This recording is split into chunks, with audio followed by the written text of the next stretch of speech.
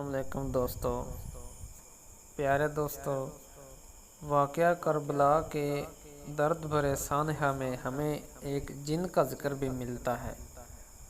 ایک روایت میں یوں بیان کیا گیا ہے کہ ایک دفعہ چند صحابہ سفر کر رہے تھے جن کی قیادت حضرت مولا علی شیر خدا فرما رہے تھے۔ راستے میں قافلہ ایک ویران جگہ پہ رکتا ہے، وہاں پہ قیام کرتا ہے تو پاس ہی موجود ایک کنویں سے صحابہ پانی نکالنے کے لیے برتن پھینکتے ہیں، لیکن جیسے ہی برتن نیچے جاتا ہے تو اس کی رسی کٹ جاتی ہے۔ وہ دوبارہ پانی کے لیے ڈول نیچے پھینکتے ہیں، لیکن اس بار بھی کوئی رسی کو کاٹ دیتا ہے۔ یہ دیکھ کر حضرت علی اپنی تلوار نیام سے نکال لیتے ہیں اور کنویں کے اندر چلے جاتے ہیں۔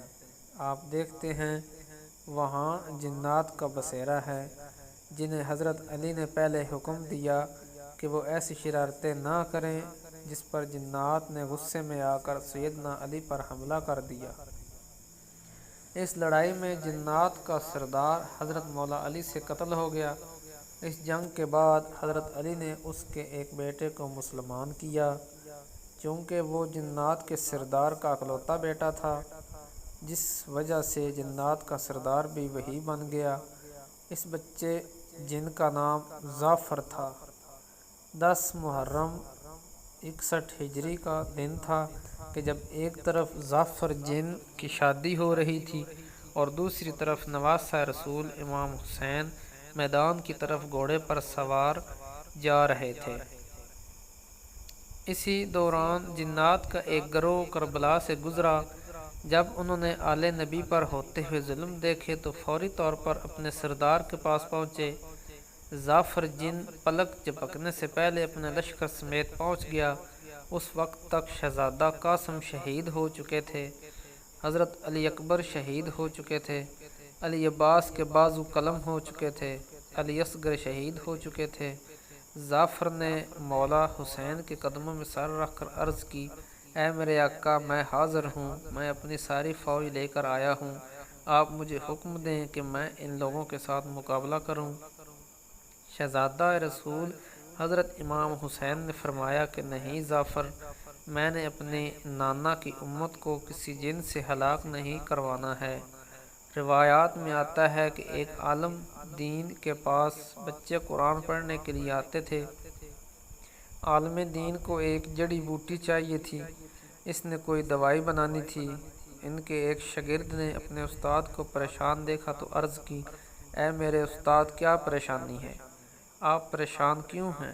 عالم دین نے کہا کہ اتنی دور ایک جڑی بوٹی ہے، وہ چاہیے۔ بچے نے کہا کہ استاد بس اس بات پر حیران ہو رہے ہیں، وہ جڑی بوٹی میں لے کر آتا ہوں۔ وہ بچہ تھوڑی ہی دیر میں وہ جڑی بوٹی لے کر آ گیا۔ استاد جڑی بوٹی کو دیکھ کر بہت ہی حیران ہوا کہ یہ لڑکا کس طرح سے یہ جڑی بوٹی لے کر آیا، وہاں جانے میں تو کئی مہینے لگ جاتے ہیں اور تو منٹوں میں ہی لے کر کیسے آ گیا؟ استاد نے لڑکے سے پوچھا کہ تم کون ہو؟ شاگرد نے جواب دیا کہ میرے دادا نے مجھے قرآن کی تعلیم حاصل کرنے کے لیے یہاں بھیجا ہے، میں جنات میں سے ہوں۔ استاد نے اس لڑکے سے پوچھا کہ تیرا نام کیا ہے؟ لڑکے نے بتایا کہ میں جعفر جن کا پوتا ہوں۔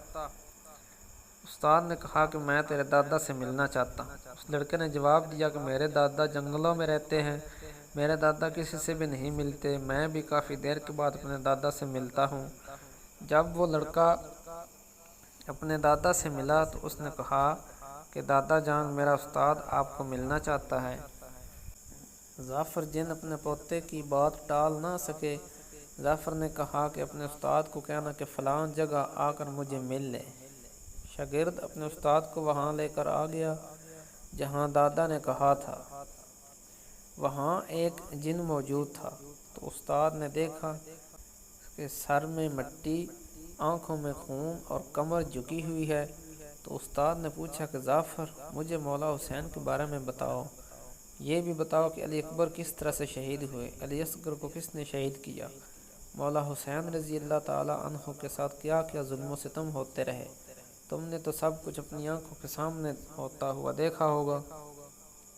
ظافر جن نے بتایا کہ سیدنا حسین کو یزیدی فوج نے گریا ہوا تھا، جسم زخموں سے چور تھا، میدان کربلا کی تپتی ہوئی مٹی پر پڑے تھے۔